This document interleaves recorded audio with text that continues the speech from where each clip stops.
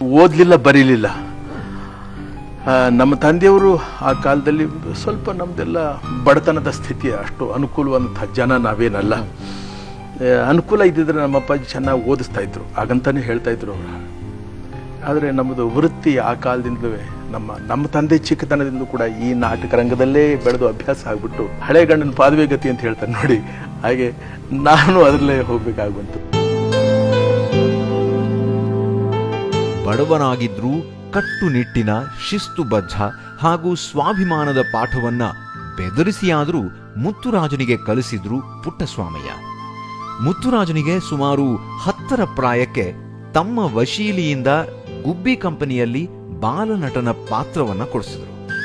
ಸಖಿ, ಸೇವಕಿ, ಗೆಳೆಯ, ಗೆಳತಿ ಹೀಗೆ ಸಣ್ಣ ಪುಟ್ಟ ಪಾತ್ರಗಳು ಮುತ್ತುರಾಜನಿಗೆ ದೊರಕ್ತಿತ್ತು. 1942ರಲ್ಲಿ ಕನ್ನಡ ಪ್ರಹ್ಲಾದ ಅಂತ ಒಂದು ಬಂತು. ಸುಬ್ರಹ್ಮಣ್ಯರು ಅಂತ ಹೇಳಿ ಅವರ ಸಂಸ್ಥೆನಲ್ಲಿ ತೆಗೆದ ಚಿತ್ರ. ನಮ್ಮ ಅಪ್ಪಾಜಿ ಅಖಂಡಾಸುರ ಅಂತ ಒಂದು ಪಾತ್ರ ಮಾಡಿದ್ರು.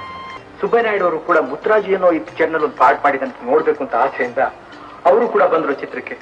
ನಾನು ಕೂತ್ಕೊಂಡು ನೋಡ್ತಾ ಇದ್ದೆ. ಆ ಸೀನು ಬಂತು. ನಾನು ಎಲ್ಲಿದ್ದೀನಿ ಅಂತ ಹುಡುಕಾಡೋಷ್ಟರಲ್ಲಿ ಆ ಸೀನೇ ಹೊರಟೋಗಿತ್ತು.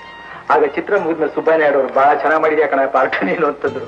ಒಳ್ಳೆಯ ಪಾತ್ರಗಳನ್ನು ಮುತ್ತುರಾಜು ಪಡೆಯಲು ಆರಂಭಿಸುತ್ತಿದ್ದಂತೆಯೇ ಪುಟ್ಟಸ್ವಾಮಯ್ಯನವರ ಆರೋಗ್ಯ ಹದಗೆಟ್ಟು ಅವರು ಇಹಲೋಕ ಯಾತ್ರೆ ಮುಗಿಸಿದರು.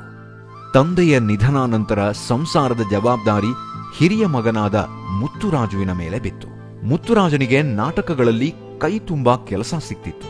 ಹೊಟ್ಟೆಪಾಡಿಗೆ ತೊಂದರೆಯಾಗದಿದ್ರೂ ಇತರೆ ಕಾರ್ಯಗಳ ನಿರ್ವಹಣೆಗೆ ಹಣ ಸಾಲ್ತಿರ್ಲಿಲ್ಲ. ಹಣಕಾಸಿನ ಪರಿಸ್ಥಿತಿ ಅನುಕೂಲವಾಗಿಲ್ಲದಿದ್ರೂ ತಾಯಿ ಲಕ್ಷ್ಮಮ್ಮನವರ ಒತ್ತಾಯಕ್ಕೆ ಮುತ್ತುರಾಜು ಮದುವೆ ಆಗುವ ನಿರ್ಧಾರಕ್ಕೆ ಒಪ್ಪಿಗೆ ನೀಡಿದ. ಅವಳ ಒಂದು 6-7 ವರ್ಷ ಇರ್ಬೋದು ಅವಾಗ ಅಂದ್ಕೊಂಡು, ನನಗೊಂದು 10-15 ವರ್ಷ ಇರ್ಬೋದು. ನನಗಿಂತ ಹೆಚ್ಚಾಗಿ ನಮ್ಮ ಅಪ್ಪಾಜಿಗೆ, ಅವ್ರಿಗೆ ಅವ್ರ ವಂಶದ ಮೇಲೆ ಬಹಳ ಹೆಮ್ಮೆ. ಅದು ನಮ್ಮ ಅಪ್ಪಾಜಿ ವಂಶದವಳು ನಮ್ಮ ಪಾರ್ವತಿ. ಜನೂರಿನ ಗಂಡು ಕಾಣಂಬು ಶಿವ ಶಿವನ ಕಣ್ಣು ಯಾಕೋ ನಿನ್ನಗಾಲಂಬು.